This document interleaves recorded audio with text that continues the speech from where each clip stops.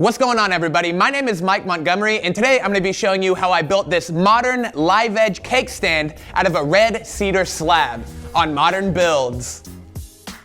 This video is brought to you by Ryobi Nation. Go to ryobitools.com/nation for tons of awesome projects and plans, all for free. So to start, you're going to need a slab of wood. Now, of course, you can go out in your backyard and cut something with your chainsaw, but there's a couple problems with that. First off, you want dry wood. Wet wood, especially when you saw it crossways rather than along the length of the tree, has a tendency to cup really bad, which will make it not sit flat. So to get around that problem, I went to my local sawmill and I picked up a few red cedar slabs. I chose red cedar because it's local to me and it's got a really beautiful color to it, which is going to pair nicely with the white live edge once I paint it.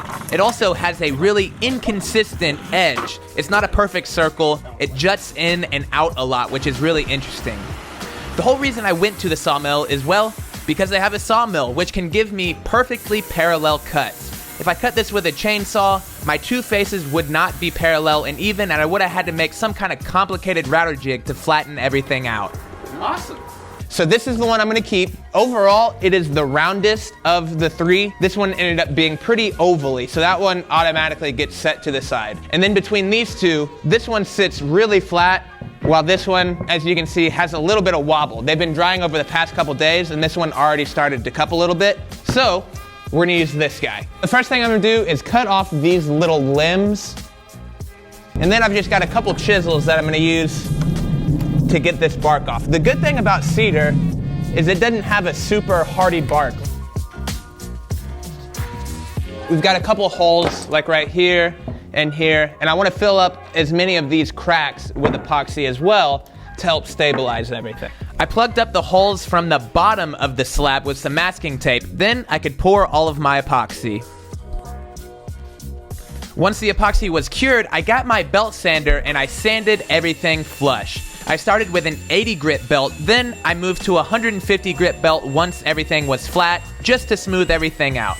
Our top is sanded. I sanded it to 400 grit. Since this is all ingrain, I don't want it to be porous at all, so I sanded the fire out of it. On the other hand, the bottom is belt sanded and that's it. Instead of going crazy sanding it, I'm gonna apply a layer of epoxy to the bottom under the recommendation of the guy at the sawmill. The epoxy is going to work its way into all of those little and big cracks on the bottom of the slab, and as the slab cures, it'll hopefully prevent it from getting any worse and cracking or breaking. So I've got these two leftover slabs, and I think that's what I'm gonna make the base out of. I'm gonna use this one since it's the least circular of the two, and I'm just gonna cut the base out of it, which is basically just a cylinder. This is actually leftover from my metal candle-based video. Go watch it, it didn't get many views. I'm just gonna trace. So I was thinking of a safe way to cut this, and I think the best thing is just to put this down on this piece of insulation. It'll cut through the insulation, but my blade isn't long enough for it to hit the workbench. See, it cut through the insulation, but didn't touch the workbench. I only cut next to the line with a jigsaw, so I sanded it into a perfect circle on my disc sander. Then I used my palm sander to get all of those marks out. So with this whole project, we're trying to fight the rustic. Whenever you got a live edge piece of wood like that, it's kind of hard to make it look contemporary. So what we're gonna do is paint the majority of the base white so it matches when we paint the live edge white. So to start, I'm gonna cover the whole side in masking tape. I want to do a stripe, basically on the lower third of the base. We've got a scrap piece of 1x4 that I'm going to rest a razor blade on. I'm just going to spin and spin and spin and spin. I'm going to take a second 1x4 and repeat that process.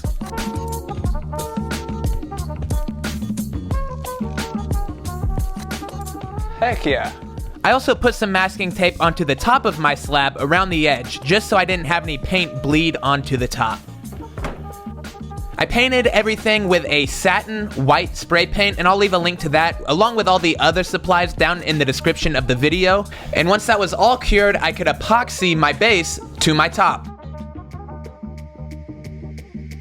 This project was one of the first that I really took the time to do a proper paint job on. I did 6 or 7 really light coats so that I didn't get any drips or globs, and I've got to say, it really paid off. The paint on this project is beautiful. Even though I masked it, there was a little bit of paint that made its way onto the top. I used a razor blade like a scraper to clean that up, and it worked great. The last thing I had to do was add a couple coats of mineral oil or cutting board oil. It's really clean, it's a really food safe finish, and won't ruin your paint if it gets on it.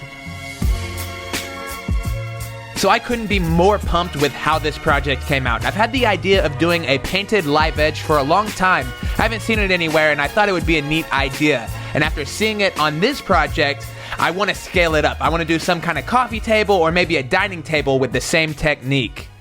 I'd like to give a big thanks to this video sponsor, Ryobi Nation. Ryobi Nation literally has hundreds and hundreds of awesome DIY projects and plans. Some are made by content creators like myself. There's also a whole lot of user-submitted projects by everyday DIYers. One of the really awesome things about Ryobi Nation is you can sort by project difficulty. So if you want a really quick and easy project you can knock out in a day or two, you can find those. Or if you're looking for the tougher, more advanced projects, you can find those as well. Not only that, but the written article and plans for this project are on Ryobi Nation as well. So make sure and follow that link down in the description, sign up for free, find some projects you want to build, and be part of the community. If you have any questions or comments about this project, you can leave those below in the comments, or you can hit me up on Instagram. A DM is a really quick way to get in touch with me. If you enjoyed this video, I'd really appreciate you hitting that thumbs up button. That just lets YouTube know that this was a good video and that they should suggest it to other people. I'll have merch links down in the description too if you want to pick that up. And if you haven't already, I'd really appreciate it if you considered subscribing to my channel. That way you can stay updated every time I post a new project video. And finally, if you want to catch a couple more of my videos, they'll pop up on the screen